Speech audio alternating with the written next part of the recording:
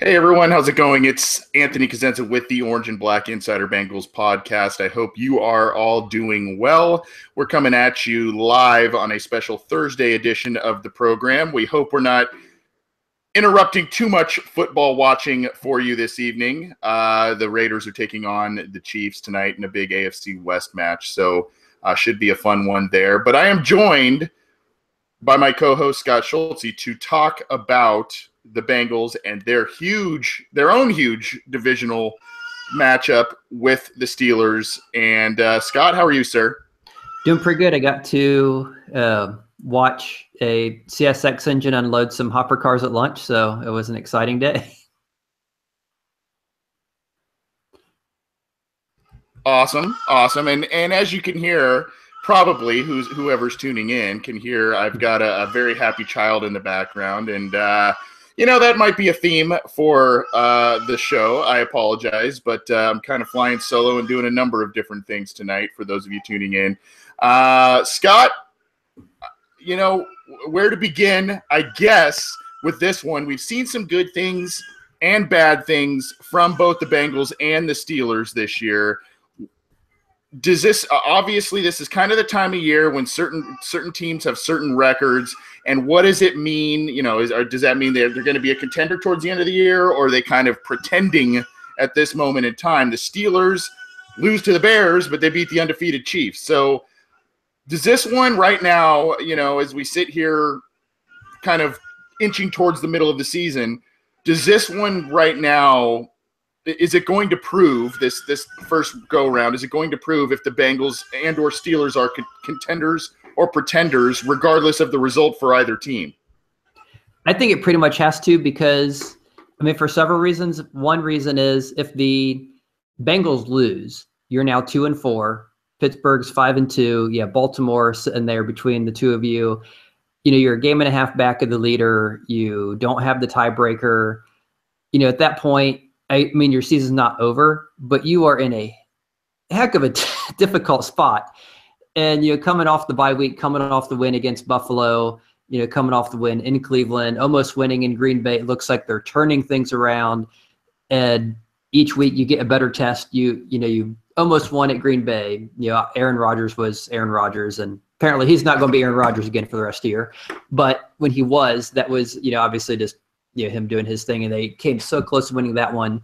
They destroyed the Browns, which grants the Browns. They get a decent test at home in the torrential downpour against the Bills. They beat the Bills. They get the bye week repair. So, okay, what can you do? And granted, Marvin isn't great coming off a bye week, but this is really his opportunity to, this is to see, okay, is this team, for real, are they going to be a 3-3 team that's back in the hunt, started 0-3, you've turned things around, you figured out the offense. Either we're going to see that, or we're going to see they're 2-4. They lost the divisional game. They are now, 1-2 in the division. They're sitting behind Baltimore, behind Pittsburgh, with the tiebreaker going against them, against both of those teams. So for them, it's a huge game. I think for Pittsburgh, it is too, because, Pittsburgh, you're going to see a lot. Pittsburgh, someone who, just came off a road victory at Kansas City, which very few people saw. Kansas City has been beating everyone. The last undefeated team. But, Pittsburgh just lost got blown out by Jacksonville the week before, and got beat in Chicago 2 weeks before that. So they've been all over the map, and they almost got beat in Cleveland. But if they win, then all of a sudden they're 5-2, and, they have that big lead over the Bengals, 1.5 games up. They have the tiebreaker. So, yeah, I think it's definitely going to be a big game that really kind of, lays out, okay, the final 10, 8-9 weeks, 10 weeks of the season, because at this point you are in that situation where, you really can't afford to be that many games back, because some of the issues you have, that have made you where you're at 2-3, they aren't really going away. You can't scheme, you can't coach up or do enough to fix the fact you just don't have, a ton of great offensive linemen on that team. You can do a little. You just can't do as much as you need to do to resolve that. So, you're in a situation where you're at that. Yeah, you just. If you don't win the game, you're pretty much defining your season for better or worse. I agree. it's these divisional matchups are always so important, and the Bengals have had such a lack of success with the Steelers under Marvin Lewis. I mean, they've done a good job with the Browns. They've done a good job with the Ravens for the most part. But it's the Steelers that are always the thorn in the side, and usually the Steelers are up there almost every year, either getting a wild card or getting the AFC North division. So, this one's important, and I think, as you mentioned, we started to see them turn the corner against Green Bay from the start of the season. Now, all of a sudden, they're coming off 2 wins. They're coming off of a bye. Yes, Tyler Eifert is done for the year. Yes, John Ross looks like he may not play once again this week. But the Bengals seem to be doing things. They seem to be cleaning a lot of things up. Now, I still think there are some issues, particularly on offense and in terms of getting touchdowns, in terms of the running game, blocking, all of that kind of stuff. But I also think that there are some issues on defense in terms of getting turnovers, and I think that's going to be huge this week against the Steelers. We're going to talk more about the previewing the Steelers game in just a few minutes. This is the Orange and Black Insider Bengals podcast. I'm Anthony Cosenza, joined by Scott Schulze. And you can find this program on iTunes, on SoundCloud, on YouTube, on cincyjungle.com. You could get in touch with us at BengalsOBI on Twitter or via email, theobinsider@gmail.com, with any questions, comments, anything you want to address with us. We're also taking some listener questions at the end of this program, time permitting. So we will try to leave those in the YouTube chat, leave those live at cincyjungle.com, and we will try and get to those at the end of this program.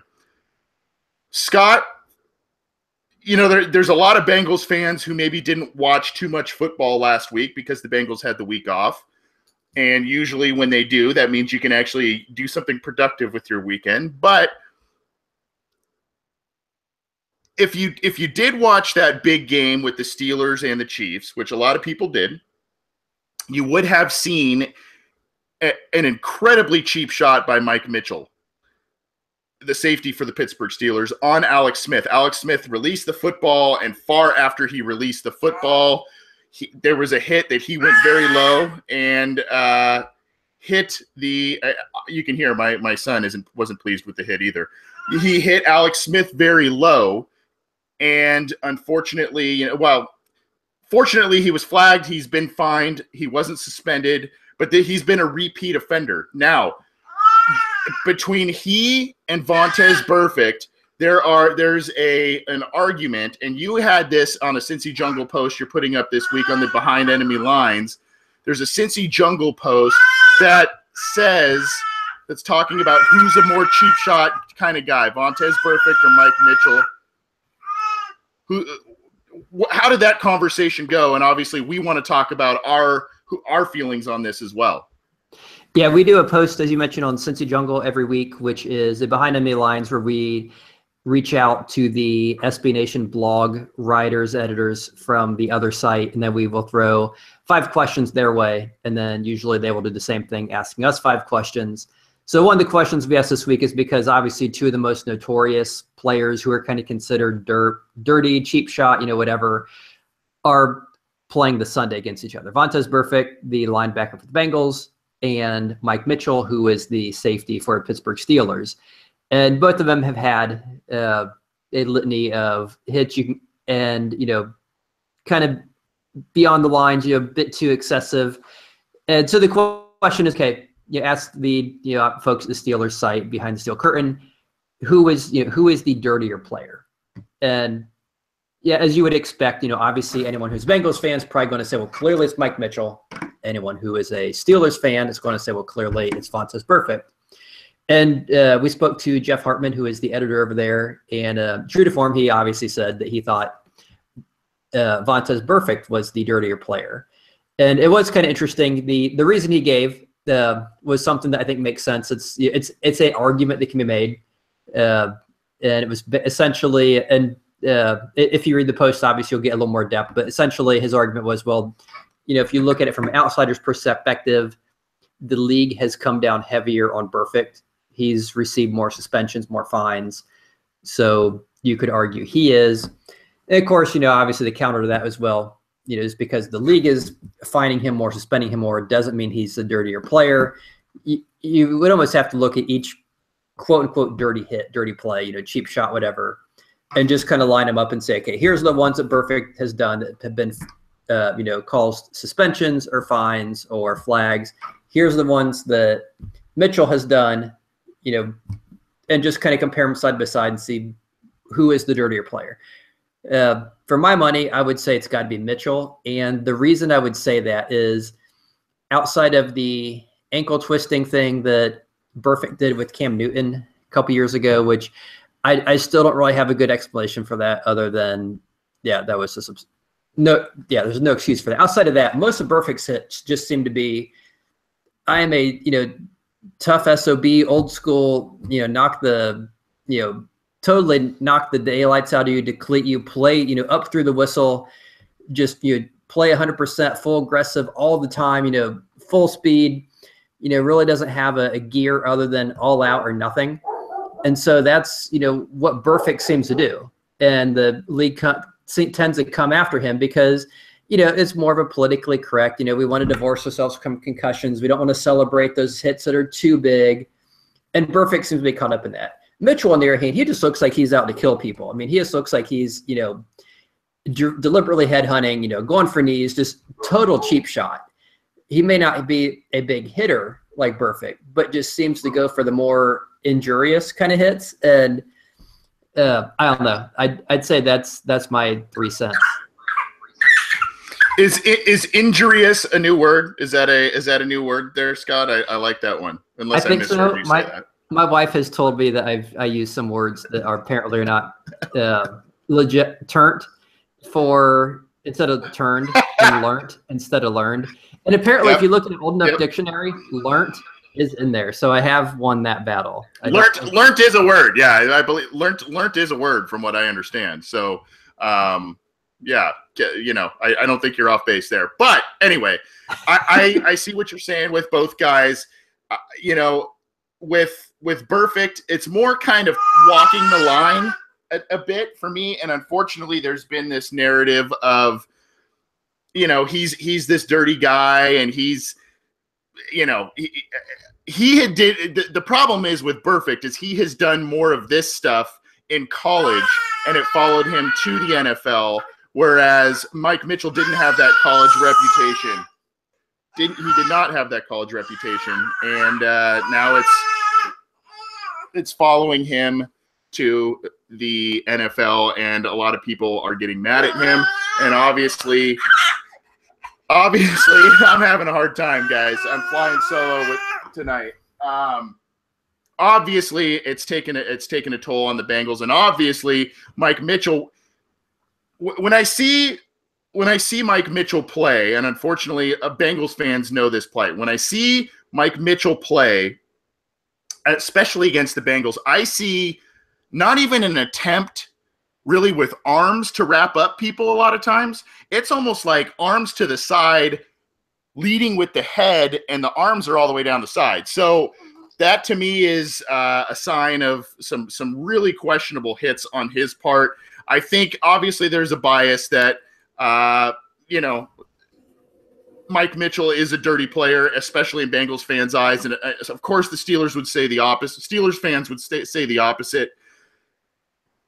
To me, it's very close, but I think because of Burfict's college track record, because of his other offenses in the NFL so far, I think that he has kind of gained this reputation, whereas Mike Mitchell has quietly, maybe it's because of the Steelers' favoritism or what have you, he hasn't quite gained that reputation yet. So I don't know. I think it's an interesting discussion though. And was he even questioning the difference between the two? Not too much. He just basically was looking at the he took a very trying to do the right word, very safe approach, and just said, well, if I was an outsider, here's how I'd look at it.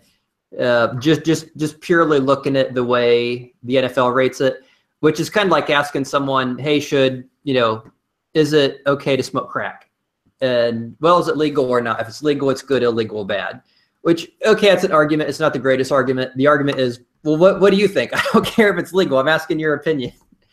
And I think you ask any Steelers fan, I think they're clearly going to say, the guy in their uniform. I mean, we all do that. I mean, the guy in our uniform is clearly the better player. The guy in the opposing uniform is clearly an inferior player, unless the guy who's wearing the Bengals jersey is just totally horrible.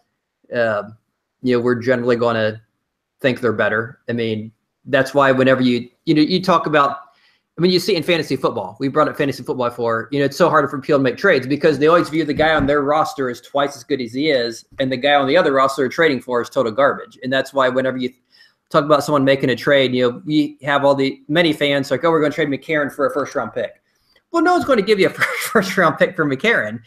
And conversely, if you were on another team, let's say you were on the Jaguars and you need a quarterback, none of those fans are going to say we're going to give a first-round pick. Those fans would probably think, oh, we'll give a conditional 6th or 7th for him. And obviously the line is somewhere in the middle. And I think you get that with the Burfict Mitchell thing, who is the dirtier player?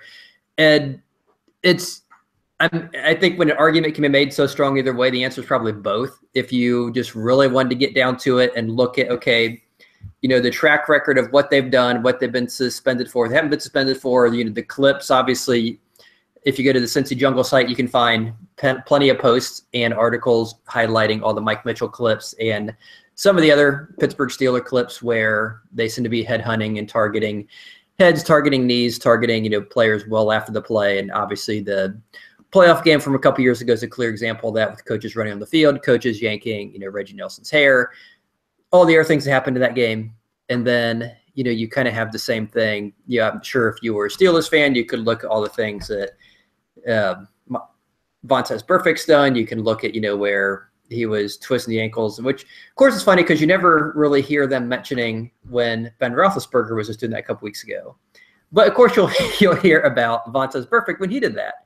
It's okay when your guy – it's fine when your guy does it. It's when the other person does it that it's not okay. And that's kind of the thing that you run into is since a strong argument can be made either way, it's one of those things like, what's better, high taxes or low taxes? Well, I don't know, maybe middle, because if you can make a strong argument either way, you're never really going to come up with a winner. I think the best winner we can say is obviously Burfict's a better player because as long as he's in the Bengal uniform, I think I'll just conclude that as long as Burfict's wearing a Bengals uniform, clearly Mitchell's the worst player. Yeah, and I mean, if you've seen questionable hits by him against by Mitchell on Eifert, on AJ Green, and very headhunting type of hits, and unfortunately, it's just kind of the MO with both of those guys, and it's going to be interesting to see if either of them kind of don't have incidents this Sunday. Hopefully they don't, and hopefully it doesn't cause injuries. But it's obviously an interesting argument to kind of say. And obviously, there's the Bengals slant is, oh, Mike Mitchell's obviously the dirtier player. But it's just kind of interesting. I mean, they both have their kind of enforcers on defense, both teams, and both will be suiting up this Sunday, as Mike Mitchell was not suspended for this hit on Alex Smith that I thought was pretty awful. Moving on, Scott. The Bengals, as we know, are taking Steelers week. They're taking on Pittsburgh, and it's a biggie. They're coming off a bye. The Bengals, I believe I read, are 2-1 or 3-1 off of the bye under Marvin Lewis against the Steelers. So that's kind of a good sign, and it's kind of interesting because the Bengals, I think, only have 8 or 9 wins total against the Steelers in the Marvin Lewis era. So one thing bodes well for them, and the overall history doesn't bode well for them. You can kind of say, hey, there's kind of the key to win is who can ground and pound, right? This is always kind of a physical game, and it's always physical playing the Steelers. Who's going to out-physical each other is kind of the question always when it comes to this series. there are other keys to win. I want to hear a couple of yours, and then I want to ask you another question about the importance of the offense versus the defense. But give me a couple of keys for the Bengals in order to win this game, because both teams have been a bit Jekyll and Hyde this year so far. I'd say two. If I gave one offensively and one defense, I'll give three. I'll give offense, defense, and then neither. Offense has got to be the offensive line. Pittsburgh's front seven has been playing very well. They've been very good pass rushing. If you can give your quarterback time, their secondary seems to be a defense you can probably move the ball against, but you have to have time. And their front seven's been very good. I think they're, as far as pressures and sacks, they're one of the higher teams in the NFL right now. They've done a good job in doing that. Granted, they haven't exactly been facing the greatest quarterbacks in the world. They've been facing, Mike Glennon, and they've been facing, Deshaun Kaiser. And you look at their schedule, Blake Bortles, they obviously have had some of the, they're not exactly going up against Aaron Rodgers, Tom Brady, so forth. But their front seven's still been very good. So if you're going to beat them, you have to keep Andy Dalton upright. You have to give him time to throw the ball. You have to give these receivers time to get open. So clearly the offensive line, I think, which has been, the big make or break thing for the offense all season, has got to step up. They've got to play well. The Bengals have got to get their five best players in there. If it's Andre Smith, the Boyhe, whoever it is, they've got to get those guys, doing out there doing their job, doing it well. Defensively, I think the big key has got to be the pass rush. The Steelers obviously like to go vertical. They like to go, pass the ball to Antonio Brown.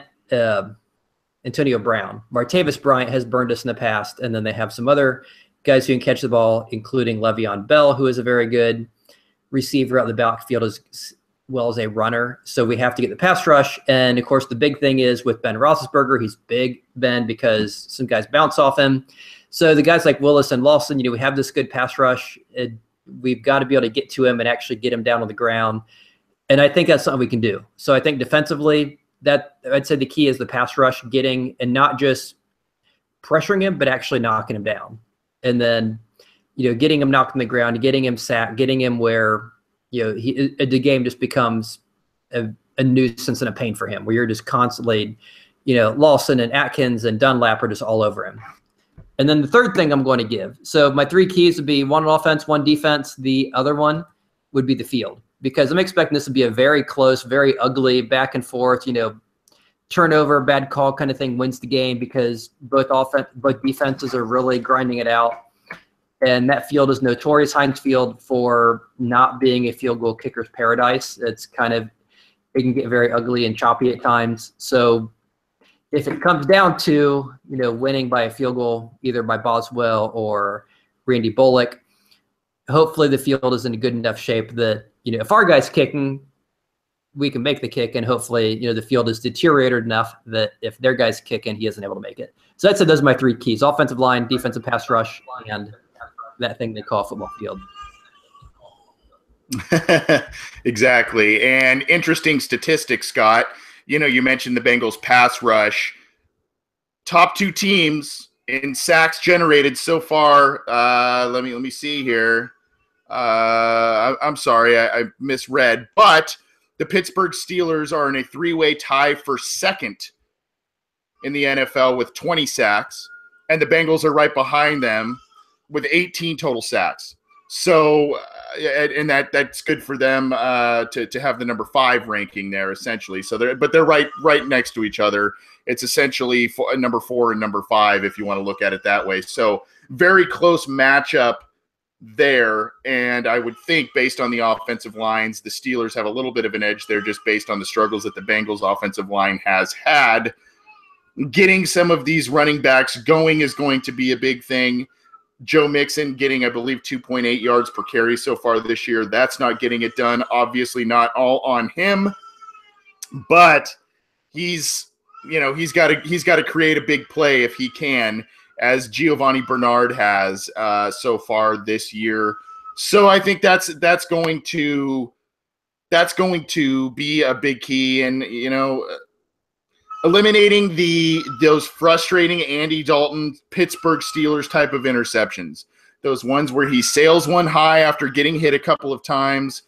across the middle. Now, again, no Tyler Eifert, probably no John Ross. So that's going to affect the offense in a big way.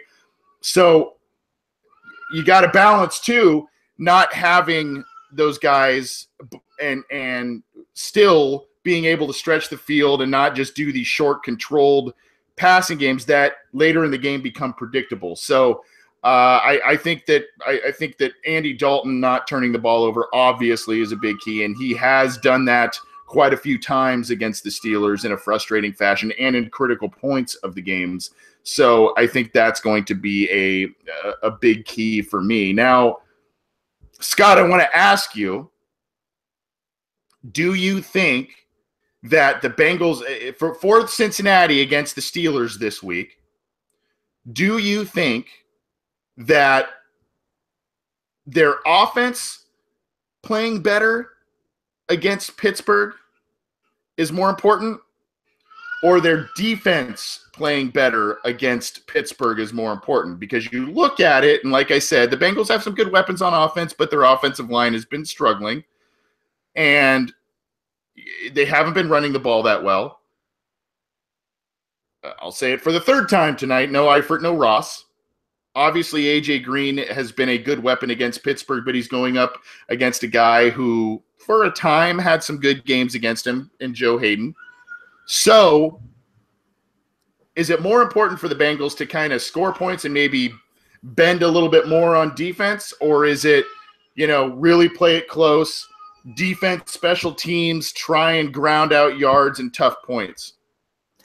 I'm going to go against what I should probably say, and I'm going to go with the offense stepping up. And the reason I'm going to say that is I think our defense is playing great this year. And even if they don't have their greatest game, they're still a very good defense. You look at an interesting statistic, the Steelers on offense passing the ball are averaging about 6.3 net yards per attempt, but only giving up 4.4. The Bengals are averaging about 6.5 net yards per attempt, also only giving up 4.4.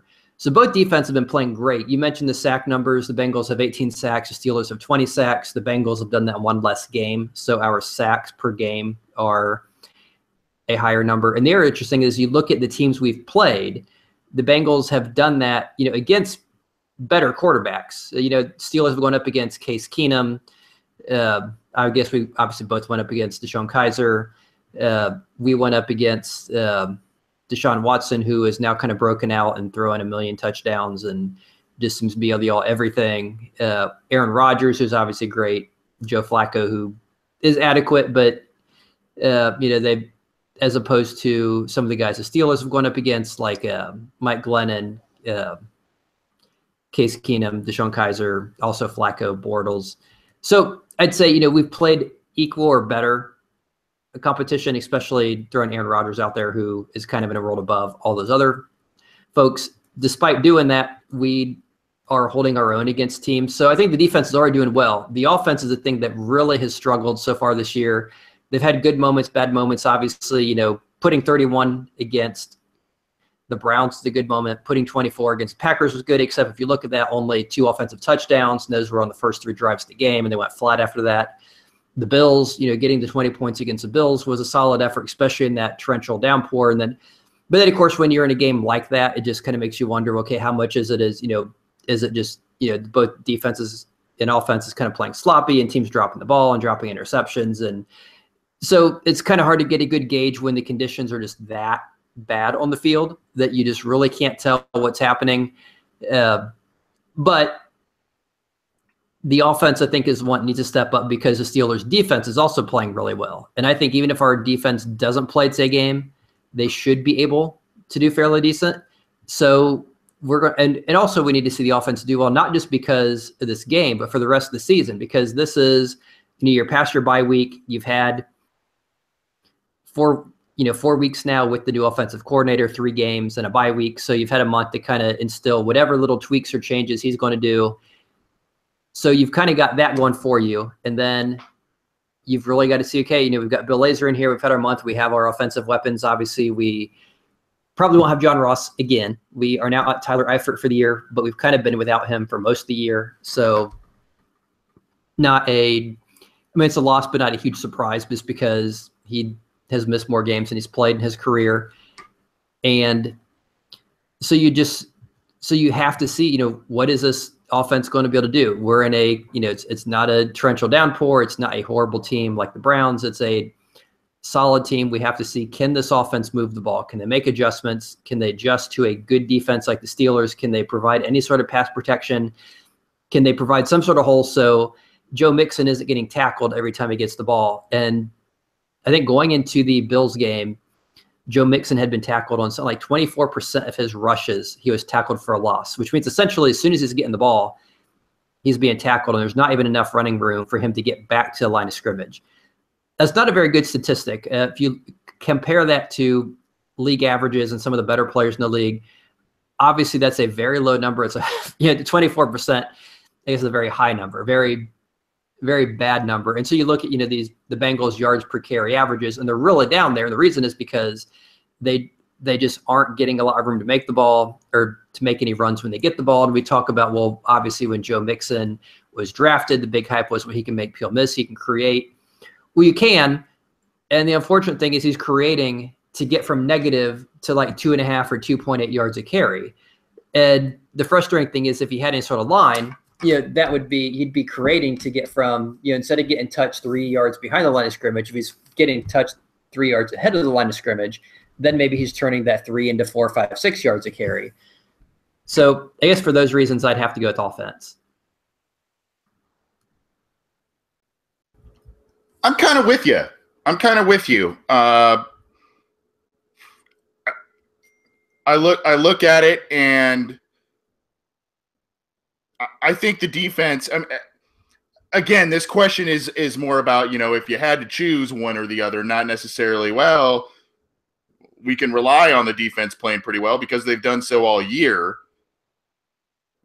But if you had to choose, the Bengals scoring points would be kind of a big thing, because that would mean that the Steelers defense isn't getting to Andy Dalton, isn't creating turnovers in all likelihood, which is a big deal. And then they're getting into the end zone. They're fixing some red zone issues, all of that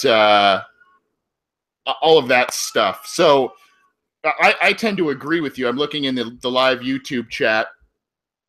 You look at it, and Austin Tran says our defense needs to know how to cover Antonio Brown, and Chris Brugge says offense can't turn the ball over 3 times and expect to beat the Steelers for sure. So it's kind of a conflicting argument. I think both you and I are on the same page though about that offense. It's they need to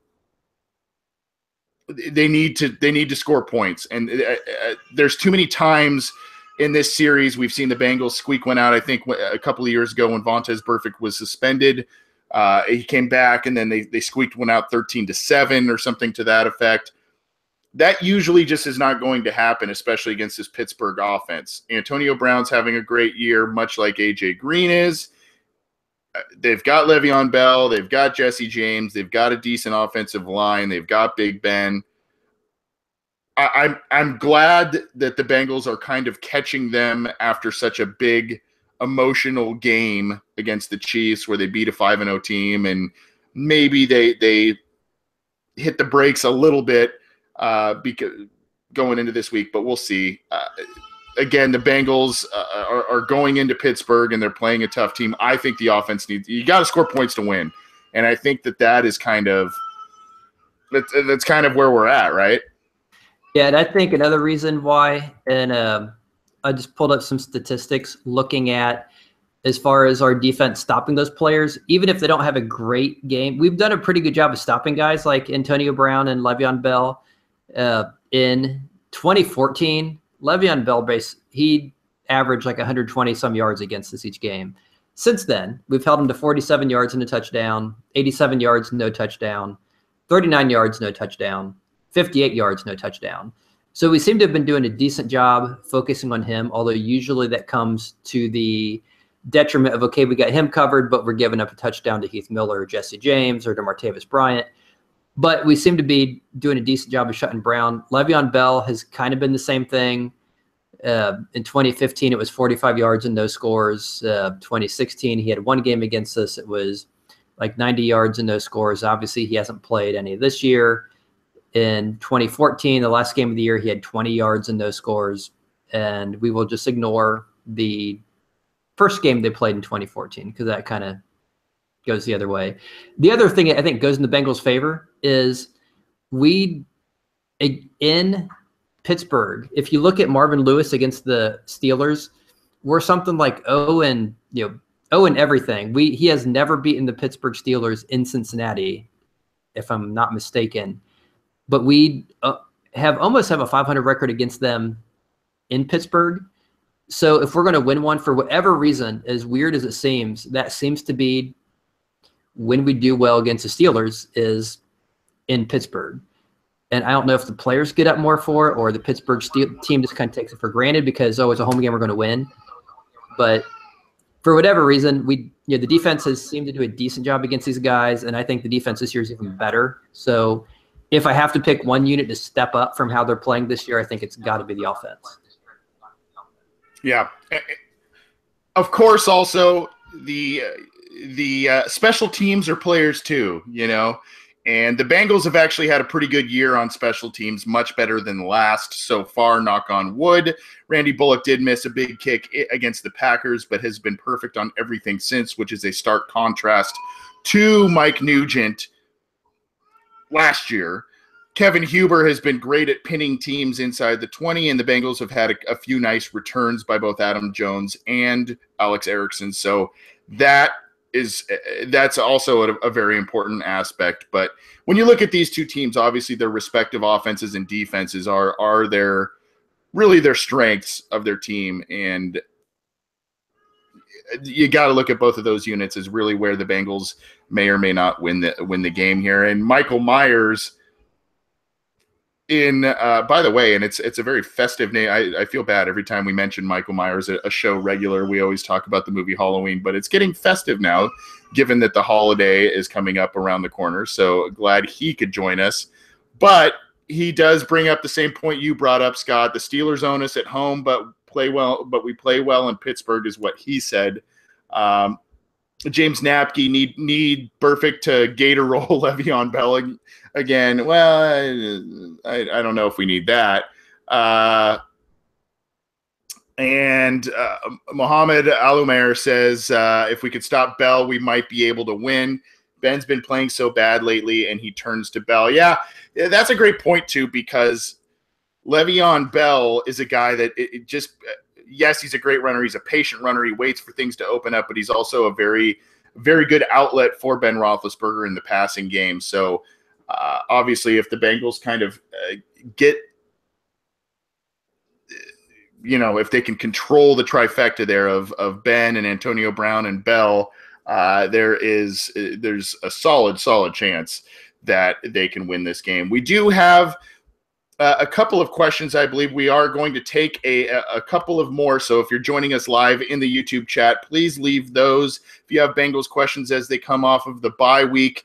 And if you have if you have any other comments or anything, we'll look at those. We're also taking them on Twitter at BengalsOBI and at Cincy Jungle in the live thread there. So please leave them. Scott, we did have one via Twitter I wanted to get to. And it was from Travis Spanky, or Spank, one of the two. He writes, 2 running back sets, how often are they ran in the NFL? If Giovanni Bernard is good in pass protection and Mixon runs from shotgun, why aren't we using this? Thoughts, or am I way out to lunch here? For me, Scott, I look at it and I say, on one hand, on paper, it's a great idea. You get essentially your two most expensive. And it was one I thought would be a good idea with Gio Bernard and Jeremy Hill there, and just in terms of mind games with opposing defenses. The Bengals haven't done it. The last time the Bengals really instituted this, and they did it at times with James Brooks and Ickey Woods. And it really, really worked well for them when they did that. They haven't done it since, and because of that, you kind of wonder, well, is that something that could play into the effectiveness of this trio of running backs? To me, I think on paper and in terms of creativity and things like that, great idea. I like it.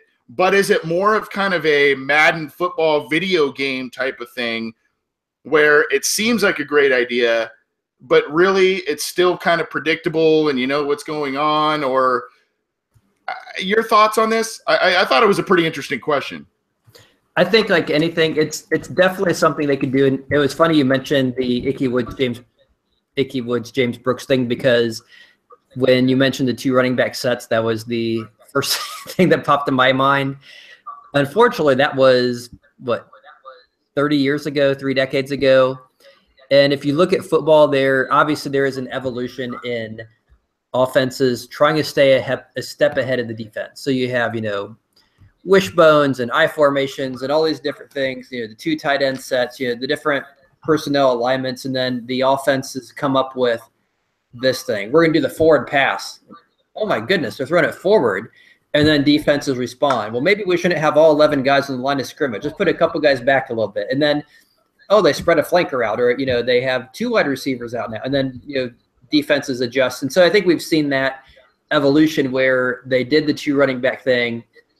It worked for a while in the NFL. Defenses finally figured out how to stop it. And then offensive, they go to different things. You have the run and shoot, the vertical game, the West Coast offense, the pistol, teams dabbled in the wildcat for a little bit and the read option and this.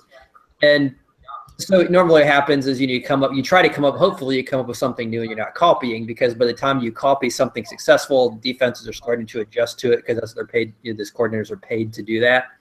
So, but I think this is something that might possibly work. And the reason I'm saying that is it's been so long ago that this was, tried, that all the defenses that were, put in place to adjust to it and change it are probably by coordinators who aren't even in the game anymore. They might even be dead if you go back that far. So there's no reason you can't recycle, old strategies until the defenses readjust to it, until these coordinators go watch tape from 30 years ago and say, oh, okay, that's how you stop that. But until they get a chance to do that, I mean, why not? And I don't think Marvin Lewis can do this, but I would be a huge fan of saying, let's just reinvent the offense every couple of weeks. If you have enough good skill players and your players are smart enough to learn different styles of play, I mean, not that you have to totally reinvent it, but show the opposing team something they're not prepared for, especially for a bigger game like this where you really need to come away with the win. Hey, let's just go out there and do something crazy like run a 2 running back set. That's something this Steelers team probably hasn't seen a team do against them, throughout a whole game in quite a long time. And it may take them all game to figure out how to adjust to it. And by then the game's over and you've won. And then, okay, a couple games later, you switch to, I don't know, the run and shoot or something crazy. And obviously I'm just kind of ranting as I'm going on, but I think there's reasons why they don't do it anymore. I think it would eventually be stopped, but for a very short-term gain, I don't see any harm in trying something like that or something crazy like the triple option or, fill in the blank, for at least a little while.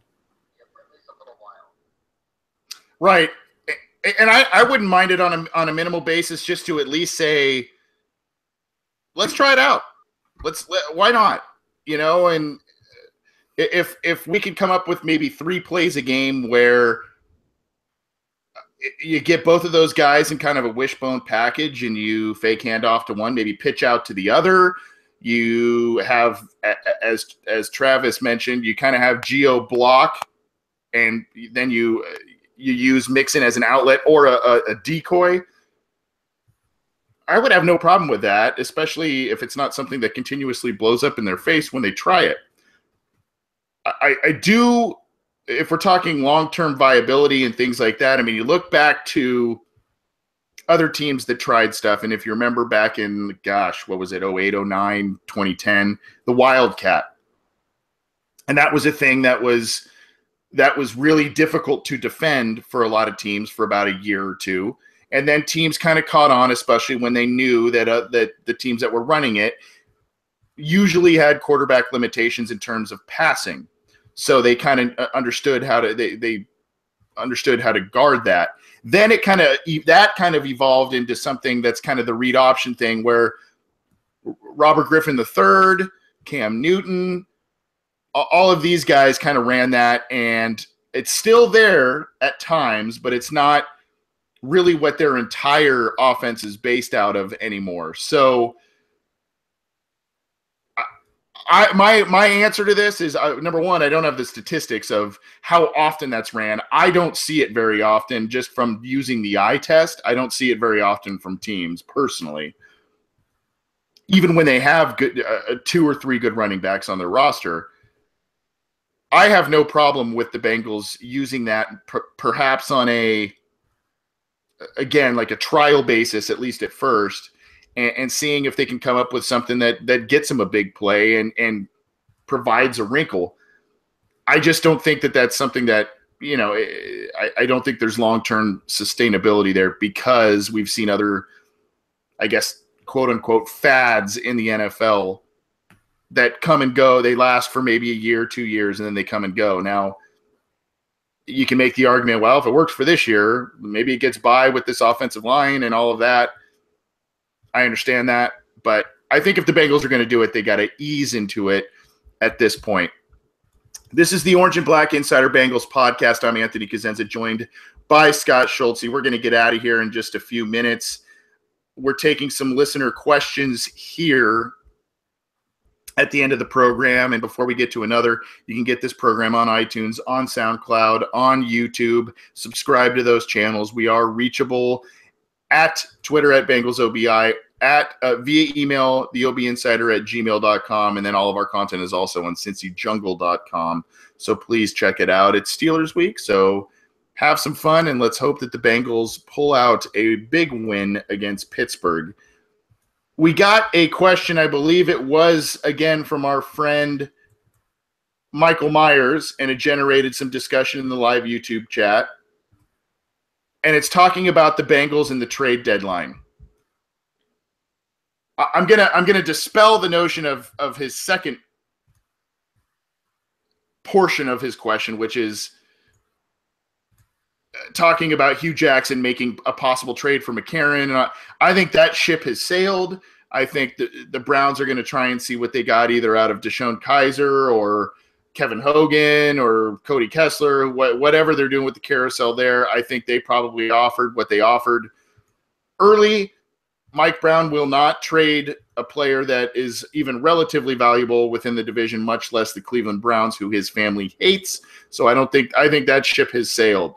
But I think there's a possibility that the Bengals, especially if they start winning some games, maybe they start seeing some guys hit the injury bug, all that kind of stuff, they could make a move. It's a rare thing that they do, but we're coming up on the deadline here. Scott, do you see them making a player trade, or is this, again, hey, we're sticking with what we've got? I would be very surprised just because their nature seems to be, we've got our guys, the next man up is the guy on the practice squad. If that doesn't work out, if we're too injured, we just sign someone off the street. I mean, we saw that several years ago when they were in a playoff run and all the receivers got hurt. They signed Greg Little off the street. They were using Rex Burkhead as a wide receiver. There was never any sense of trade that year. There were clear teams that would have traded someone, but they decided that they were going to ride with what they had, which was practice squad guys and guys who were not on a roster at the beginning of the season.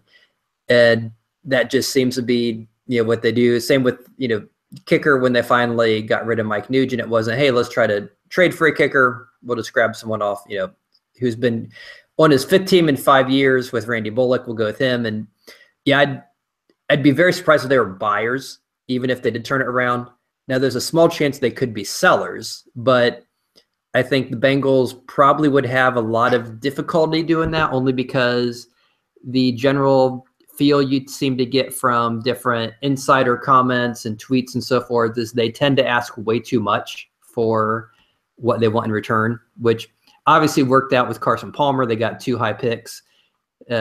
Has not worked out with McCarron because I think they have had, it seems like they've had offers, but the offers have not been nearly high enough. You kind of get some little sniffs here and there of what it seems like teams are offering for him, and it sounds like they're reasonable offers, but the Bengals are clearly shooting, or holding out for much, much more. So I'd be very surprised just because they don't seem to buy, and when they sell, they have this 20-year-old Honda Accord that's worth $2,000, but they are expecting to get $7,000 for it, despite what Kelly Blue Book says, and that just doesn't seem to work unless Hugh Jackson's in Oakland.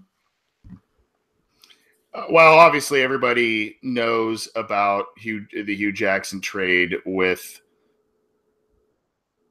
Carson Palmer and how the Bengals kind of fleeced them at that point, and it netted them quite a bit, and it changed both franchises quite a bit going forward.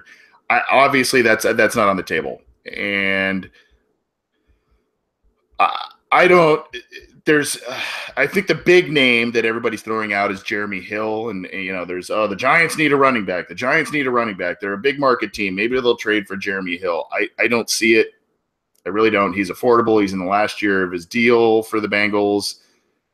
The Bengals have a track record, especially at the skill positions, an unfortunate track record, which is that they lose them to injury quite frequently. And not that I wish that, but I think at certain positions you got to stand pat.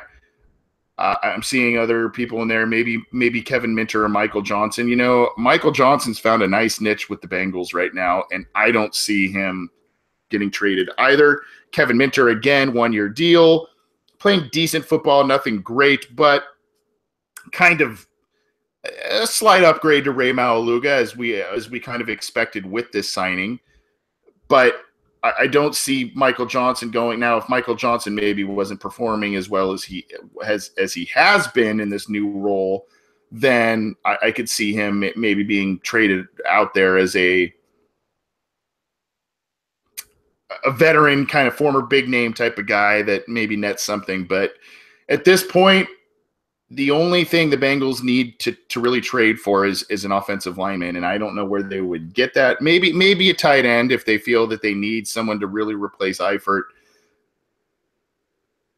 Otherwise, I don't really see much that screams trade. I think their defensive line has been playing very well, especially in getting to the quarterback. Their linebackers have been doing a decent job. Nick Vigil's been a nice little surprise this year.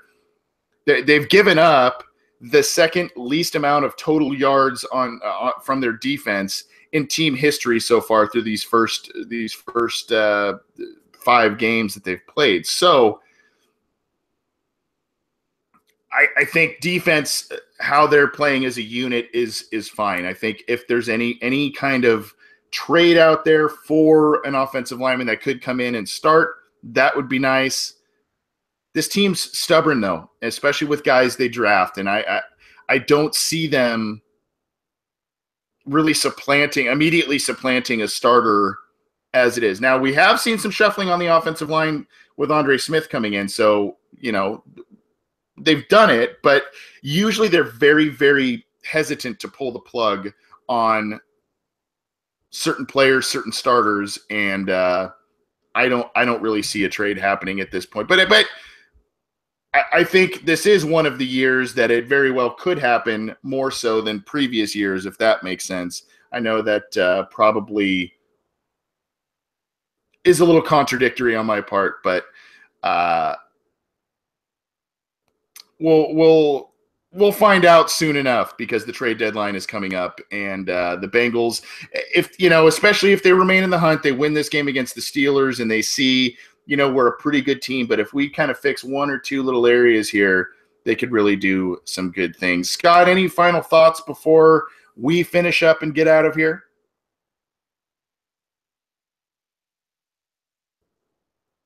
You got to unmute, my friend.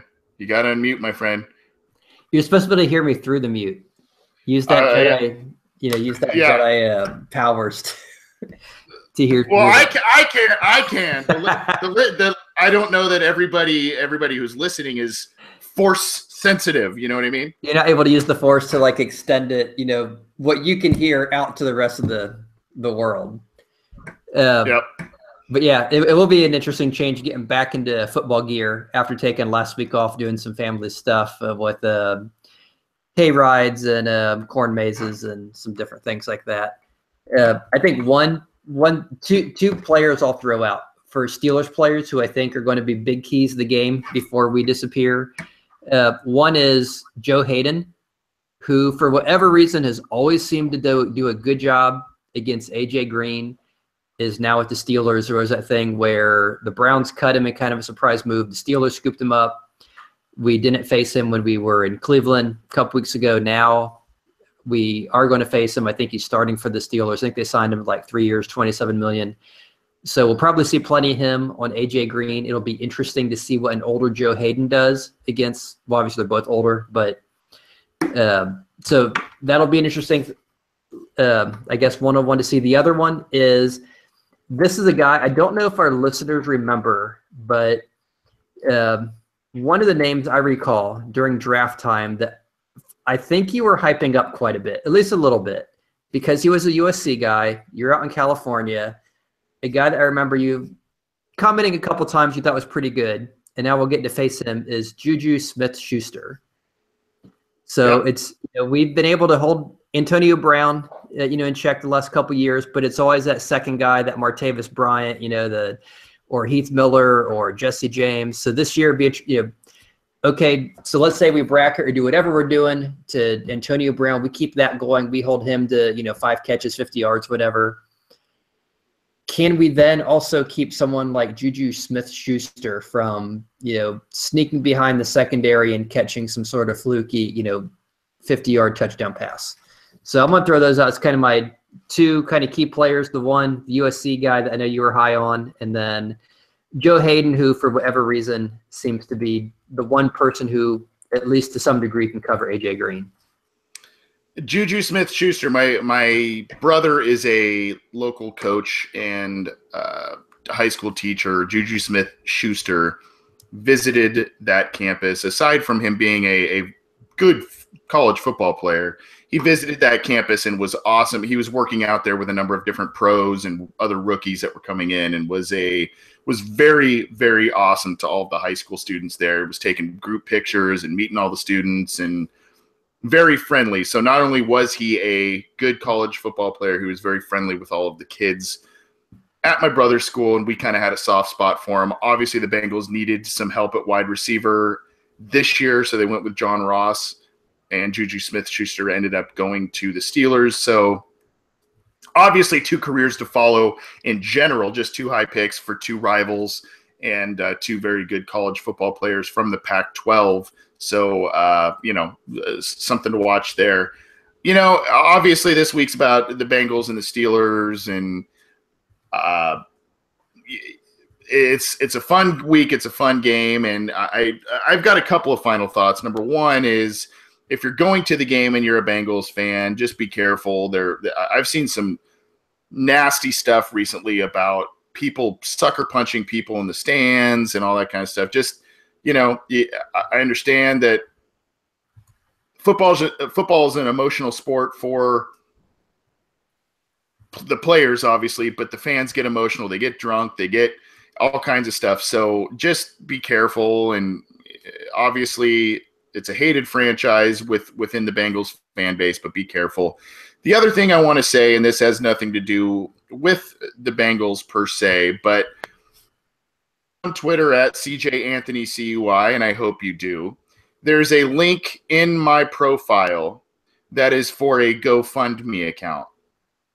This GoFundMe account is for, it will go towards scholarships, college scholarships for students in the community at large, and we are taking donations. The reason why we are taking donations, unfortunately, is I lost my sister in the past week. It's been a very hard time for our family, but I don't want to go into details or anything like that. We're trying to make something positive out of it. And my sister was a Bengals fan and watched countless Bengals games with my brother, and I went to Cincinnati with us to go see games out in Cincinnati. She lived out in Southern California with us. So if you are so inclined, I know many, if any at all, probably did not know my sister. But if you are passionate about education or want to support something that's a good cause, go to my Twitter account at CJAnthonyCUI. There is a GoFundMe link there. You can place a donation no matter how small, no matter how large. We've kind of set a goal. We've already, from what I just looked at, we're already halfway there in the first 24 hours of posting it, which is awesome. So we might boost it up and try and get even more support. But if you would like to do that, I would greatly appreciate it. My family would greatly appreciate it. And I know students that we're going to give this scholarship money to will greatly appreciate it. So go check that out if you can. If you don't follow me on Twitter, or for some reason you don't want to follow me on Twitter, you can go, her name was Lisa Cosenza, and you can go on GoFundMe.com, search for Lisa Cosenza Memorial Fund, and you can find all of the details there. I would greatly appreciate it, and thank you so much. Scott, thanks for dealing with my hectic schedule this past week.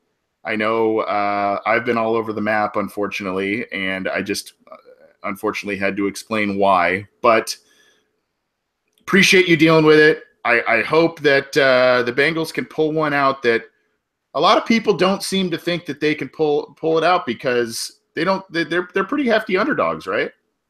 Yeah, I'll admit we do a weekly on Cincy Jungle. We do a weekly pick 'em where the contributors and writers, we all pick who we think who's going to win each week.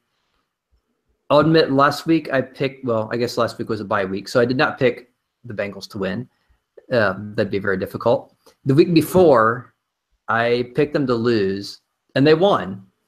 So I have no objection to being wrong if it works in our favor. So I did that again. I picked the Steelers, and I sure hope I'm wrong. I was encouraged to see a lot of their contributors did pick the Bengals, which you would think, well, okay, it's a down year. We're playing on the road, a tough team, a team that we hate playing because they're for various reasons. Most of the contributors did pick them. I went against them, not because I want them to lose, but it worked last time. Just like with the jerseys, last few weeks when I wore a jersey of a non-Bengals team, the Bengals were winning. I stopped that last week on the bye week. I guess I did not do that again this week. So we'll see if it pays off, if I need to go back to wearing a Browns or an Ohio State jersey or something to get them back on track. Yep. Well, what's your score prediction? And we usually do that. And I guess I'm still in bye week brain mode. What's your call and score prediction before we get out of here on this game? Now, I originally would have said on that behind enemy lines thing that we do with the Steelers and with all the different teams we play each week. They asked me the same question. I went 16-14 with the Steelers winning. Like I said, because I had picked them in that weekly pick 'em thing, and it's going to be a very challenging game. And yeah, I just picture it being a very defensive back and forth. But I'm going to change my prediction in honor of, obviously it was a horrible loss that your family had, and I didn't realize your sister was a huge Bengals fan, so I'm going to see if they can pull it out for Lisa, and I'm going to up it. I'm going to give Bullock the winning touchdown and say 17 or winning field goal. Now that would be something to watch. That would be something to watch. Yeah. Great. I'll just give him the touchdown. So I was 16-14, 21-16 Bengals. Randy Bullock scores. Yeah, the ball is miraculously blocked, tipped back to him. He runs his chubby butt down the field and scores a touchdown. Bengals win 21-16. Oh, that's funny. Yeah, I guess I'm going to go sentimental and think the Bengals win. By the way, when you say defensive struggle and all of that, I know that's code for ugly. That's code for ugly game. I think we all know that when it comes to football. But yeah, I'll say 17-14. And it's one of those things where the Bengals go up late, the Steelers have the ball at the end, and they either have a chance to tie or to go ahead or what have you, and maybe the Bengals hold tight with some quarterback sacks, given how they've gotten after the quarterback this year, and that it maybe would present a passing type of situation. So that's our predictions. Hopefully they come true, and appreciate everybody tuning in and tuning in on a different night. I'm sorry if we interrupted your Thursday night football schedule. So go back, watch some football, have some fun. Be safe this weekend if you are going to that game. I'm telling you, it can get a little rowdy. So be safe if you're going, but have some fun. For Scott Schulze, I'm Anthony Cosenza. This has been the Orange and Black Insider Bengals podcast. We'll see you next time.